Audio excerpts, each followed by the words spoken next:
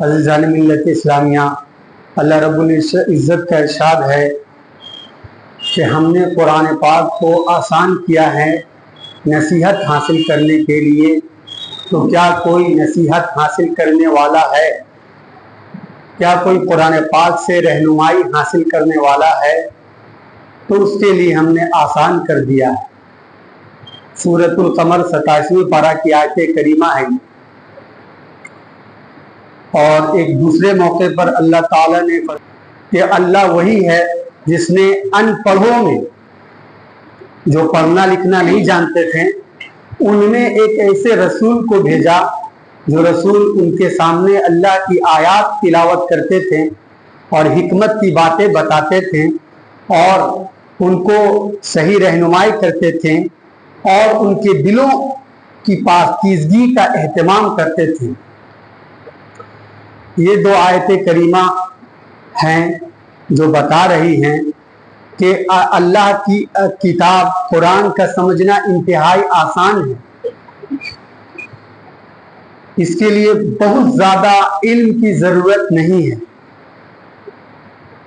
अल्लाह की किताब को सिर्फ एक आलिम दीन ही समझ सकता है, जो मदरसे में रिवायती अंदाज में चटाई पर बैठकर 8-10 साल वक्त लगाता है, वही अल्लाह के कलाम को समझ सकता है। तो इन दो आयत करीमा में बताया गया कि ऐसा नहीं, इसलिए कि अल्लाह ने रसूलुल्लाह सल्लल्लाहु अलैहि वसल्लम को जिस कौम में भेजा, जिस उम्मत में भेजा, वो उम्मत पढ़ना लिखना जानती ही नहीं थी। तो अगर आज का कोई ये शख्स कहे, कोई ये कहे कि हम तो पढ़ना लिखना जानते नहीं हैं, हम कुरान पाक को कैसे सीखेंगे, तो ये गलत सवाल होगा। इसलिए कि अरब बिल्कुल न पढ़ना जानते थे न लिखना जानते थे, लेकिन फिर भी कुरान पाक को उन्होंने सीखा। इसलिए कि सीखने के 4 जरिए होते हैं। एक तो आदमी इसको पढ़ के सीखे, एक किसी कोई चीज लिख कर सीखे, एक सुन कर सीखे, एक बोल कर सीखे। और मौजूदा जो सीखने सिखाने का जो जरिया है, उसमें इन चारों को सीखने का जरिया माना गया है। सुनना, बोलना, लिखना और पढ़ना, इन चारों को जरिया माना है। कोई शख्स अगर लिखना नहीं जानता है, पढ़ना नहीं जानता है, तो क्या अल्लाह ने उसको कान भी नहीं दिए हैं कि वो सुन सके? तो अल्लाह ने हर किसी को कान दिया है। इसीलिए अल्लाह ने फरमाया कि हमने कुरान पाक को सीखने के लिए, नसीहत हासिल करने के लिए आसान किया है। बस जरूरत इस बात की है कि क्या कोई है जो समझना चाहता है, क्या कोई है जो सीखना चाहता है। आज आसान से आसान जबान में मोबाइल के जरिए कुरान पाक को सीखा जा सकता है। आज आसान से आसान जरिए से कुरान पाक का तर्जुमा हासिल किया जा सकता है। आज आसान तरीके से कुरान पाक की आयतों की तफसीर और तशरीह जाना जा सकता है। आज आसान जरिए से कुरान पाक में अल्लाह हमसे क्या कह रहा है, ये हमको बताया जा रहा है। उसके बावजूद कोई ये कहे कि कुरान पाक का सीखना बहुत ही टफ है, कुरान पाक से नसीहत हासिल करना या हमारा अल्लाह कुरान में क्या फरमा रहा है इसको हम नहीं जान सकते हैं, तो ये गलत बात हो।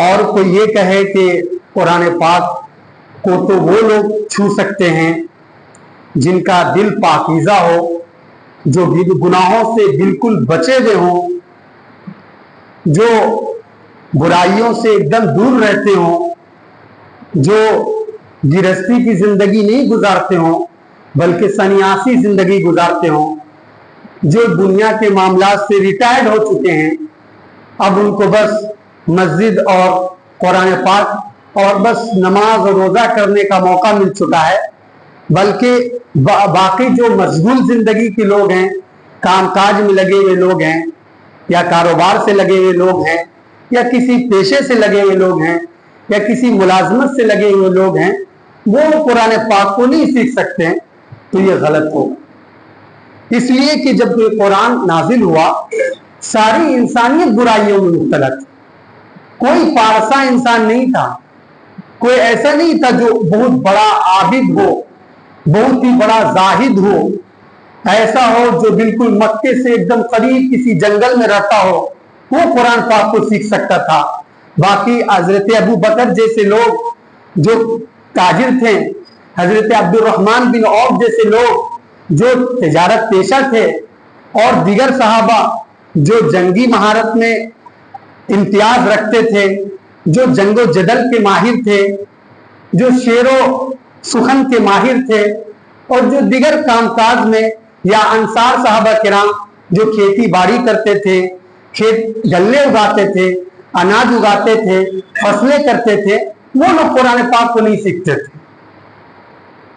कोई भी किताब, कोई भी राइटर ऐसा दुनिया का 1400 साल गुजर चुका है, ऐसा नहीं लिखा कि कुरान पाक का समझने वाला बहुत बड़ा आबिद होना चाहिए, बहुत ही ज्यादा तहज्जुद गुजार होना चाहिए, बहुत ही ज्यादा कहीं का वो पीर होना चाहिए, कहीं का वो मुर्शिद होना चाहिए, कहीं का वो मुदर्रिस होना चाहिए। ऐसी कोई शर्त नहीं है कुरान पाक को सीखने। ऐसी अगर कोई शर्त लगाता है तो वो है इब्लीस, जो आदम का और आदम अलैहिस्सलातु वस्सलाम की औलाद का अजली दुश्मन। वो पट्टी पढ़ाता है, वो फुसलाता है, बहलाता है कि अरे तुम कुरान पाक को कैसे सीख सकते हो, तुम तो ठेला लगाते हो, अरे तुम कुरान पाक को कैसे सीख सकते हो, तुम तो रिक्शा चलाते हो, अरे तुम कुरान पाक को कैसे सीख सकते हो, तुम तो किसी महकमे के ऑफिसर हो, तुम्हारे पास टाइम कहाँ, तुम कैसे कोई काम कर कुरान पाक के लिए वक्त निकाल सकते हो, तुम तो एक साइंस के तालिब इल्म हो, तुम कुरान पाक को कैसे हाथ लगा सकते हो, तुम तो बायो फिजिक्स के तालिब इल्म हो। ये सब शैतान की पट्टियां हैं। रहमान ने तो साफ कहा है कि वही अर्रहमान है जिसने अनपढ़ों में ऐसे रसूल को भेजा है जो रसूल उनको आयतें सुनाता है, और सुन सुन कर ना जाने कितने सहाबा किराम जो पढ़ना भी नहीं जानते थे, लिखना भी नहीं जानते थे, और इस्लाम कबूल किया, कुरान की आयतों को समझकर अपनी जिंदगी दुरुस्त कर दी। हम भी और हमसे भी यही मुतालबा है कि हम कुरान पाक को समझने वाले बन जाए। मिसाल के तौर पर कोई डॉक्टर है और उसकी डॉक्टरी से या उसके प्रिस्क्रिप्शन से या उसके नुस्खे से अगर कोई फायदा उठाना चाहता है, तो कोई शख्स कहे कि अगर तुम फला डॉक्टर के पास जाना चाहते हो तो उसके लिए तुम्हारी दिल डोल एकदम मजबूत होनी चाहिए, तुम्हारी अकल एकदम सही सालिम होनी चाहिए, तुम फिट और तंदुरुस्त तुम्हें होना चाहिए। उस डॉक्टर की दवा से फायदा उसी को हासिल होगा जिसकी जिस्मानी साख एकदम दुरुस्त हो। उस डॉक्टर की दवा उसी शख्स पर कारगर होगी जिसके जिस्म में कोई बीमारी ना हो।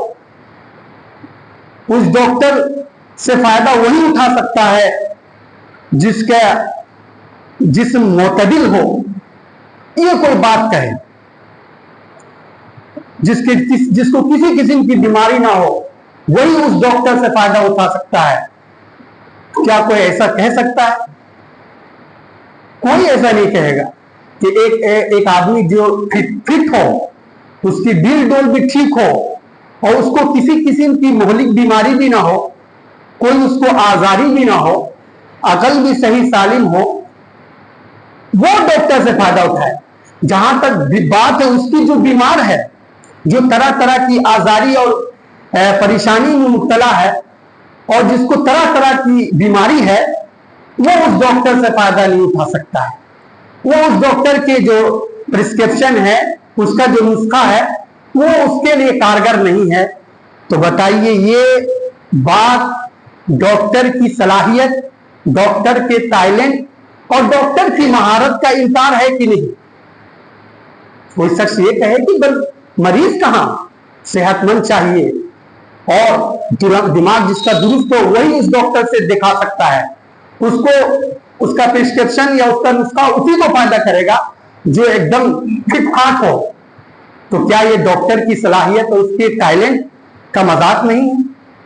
तो जिस तरह एक डॉक्टर बीमार शुदा आदमी, परेशानी और आजारी से जूझता हुआ आदमी और बीमारियों में लथपथ आदमी को डॉक्टर ही दुरुस्त कर सकता है और वो सबसे ज्यादा डॉक्टर का मोहताज है, तो क्या वो शख्स जिसका दामन गुनाहों से तार तार है, क्या वो शख्स जो रूहानी बीमारी में मुब्तला है, क्या वो शख्स जिसको नमाज में दिल नहीं लगता, क्या वो शख्स जिसके अखलाक दुरुस्त नहीं है, क्या वो शख्स जो तरह तरह के गुनाहों में मुब्तला है, वो ये कहे कि हम जब तक आबिद ना बन जाएं, जब तक जाहिद ना बन जाएं, जब तक कारोबार को छोड़ ना दें, जब तक दुनियावी मामलात से रिटायर्ड ना हो जाएं, तब तक कुरान पाक के सीखने के अहल नहीं है?